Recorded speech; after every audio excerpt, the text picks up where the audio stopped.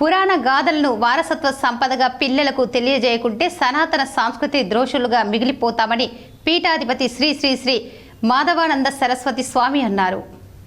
అఖిల బ్రాహ్మణ సేవా సంఘం ఆధ్వర్యంలో కరీంనగర్లోని శ్రీ గణేశ శారద శంకరాలయంలో గత 3 రోజులుగా వైభవంగా లక్ష పుష్పార్చన, రుద్ర పారాయణం, శ్రీ సూక్త పారాయణాలు నిర్వహించారు. ఈ కార్యక్రమంలో స్వామివారు పాల్గొన్నారు.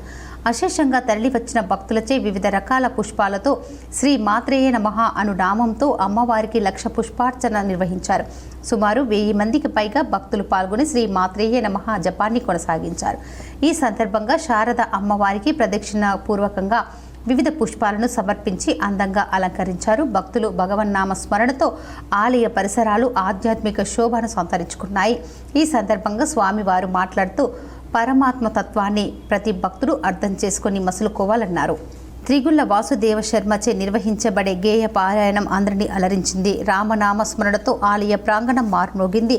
3 రోజులుగా నిర్వహించిన ఈ కార్యక్రమం విజయవంతం చేసిన ప్రతి ఒక్కరికి అఖిల బ్రాహ్మణ సంఘం ప్రతినిధులు కృతజ్ఞతలు తెలిపారు.